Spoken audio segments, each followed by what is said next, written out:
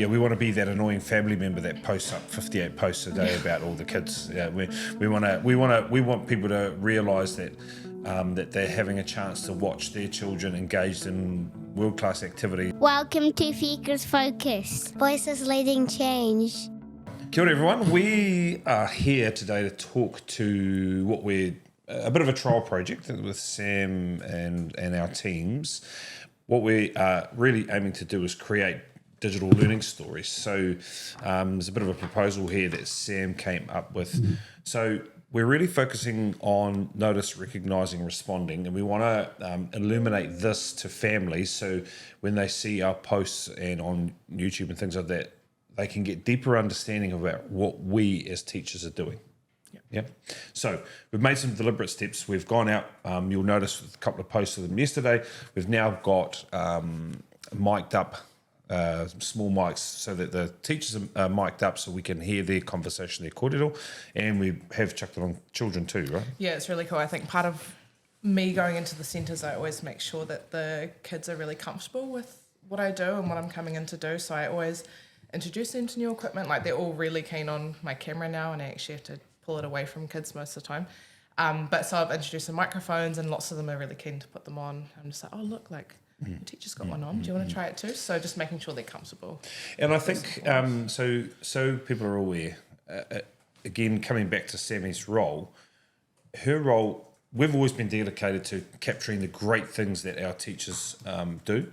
We're committed to telling stories about all the exciting, fantastic, great thinking that goes on in our spaces, and continually make sure that we capture the greatness within our staff and teams.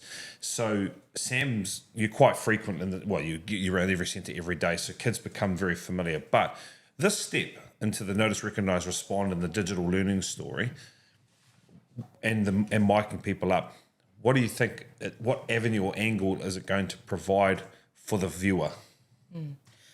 So I think I usually go into the centre and I'm like, cool, what's going on? Like, what can I show parents today? Like, what are their kids up to? Or teachers tell you. Or teachers tell me, yeah. Yes. But I think going in from this angle, if you've got a child or have had a child in any early learning centre, you're probably familiar with Story Park, and you get your monthly or however frequent learning stories of your child, and it's, as you know, some pictures and a bit of text about what's been going on.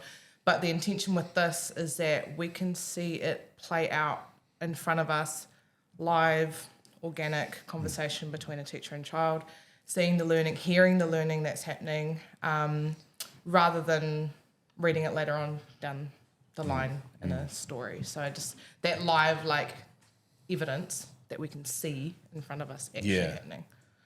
Yeah, we want to be that annoying family member that posts up 58 posts a day about all the kids. Yeah, we want people to realise that that they're having a chance to watch their children engaged in world-class activities that make us as a leadership team so proud to see that. And just like we said, we had that one with Kate, and I saw the one with Kate, and then saw the one with Amy, and it's just so almost seemed scripted. Yeah. Because that is actually how our teachers talk to children. Yeah, I think it's important to point out, like, that Amy's one is a good example.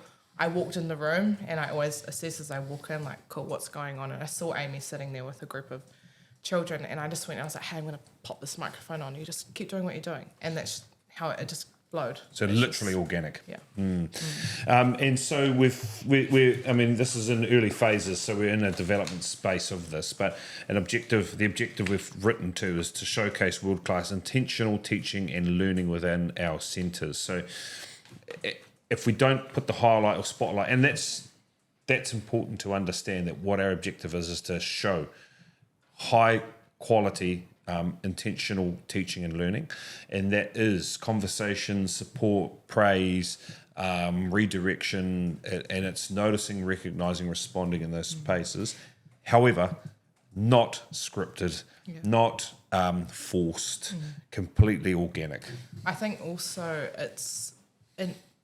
because it's all well and good to read about it, but I think it's an opportunity too for parents to see it playing out in action, hearing the language that's been used in the moment to then transfer into home as well. Like there's been a bit of feedback on there, parents saying, like, oh man, I'm going to try that at home with my kids. So hearing the language and what it actually looks like when it's happening is really beneficial too. Yes. In terms of, so if we follow little Johnny, and he has a real deep interest in construction. So anything, he builds huts with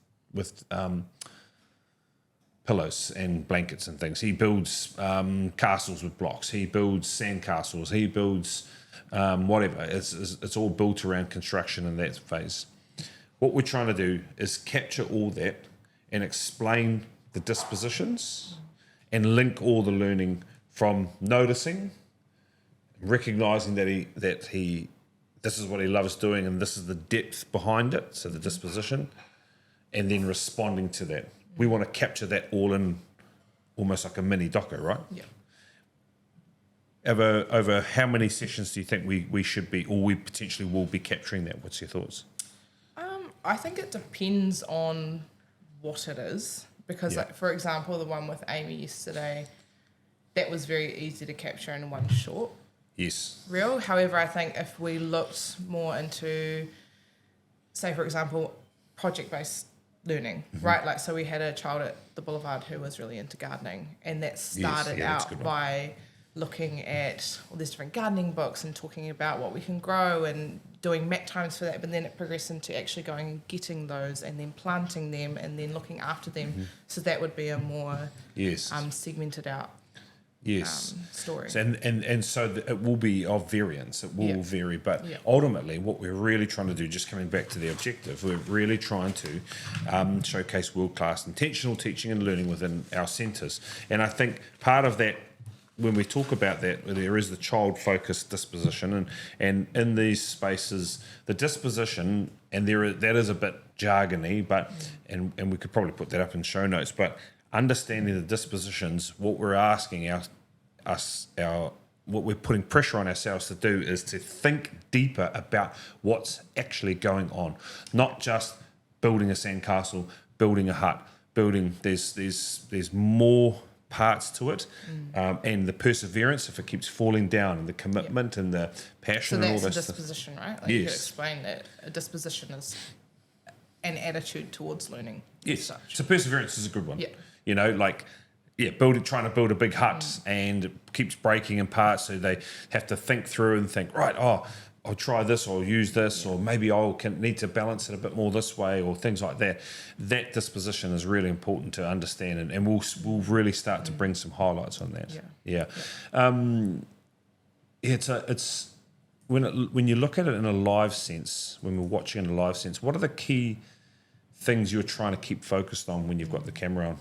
So I like to sit back at first and just sort of witness the relationship between teacher and child. So I like to get an angle of that. But then also one of my favourite things to do is to capture the close-up responses and facials on a child's face as they're discovering things in front of them. And you can see their minds ticking as their teacher's asking questions to them. So getting those shots back and forward of them having a conversation. Just their reactions. I just love watching their little faces light up when they learn something new. Our goal is to continually shed light on the great things that this sector does. We know, well, in my time in education, no one will convince me that ECE is not the most important part of the puzzle. And part of it where we're now seeing a lot of traction is that ECE teachers, they're absolutely quality teachers. Their role in this, in the lives and developments of the child, is quite monumental, and we are shedding light on it by telling their stories. And I think this is a real cool way for us to tact a wee bit to really start to bring out the essence, not just covering, we're going to bring out the essence of what we are good at and what we're passionate about. Yeah, it's exciting. Okay, thank you, Sammy.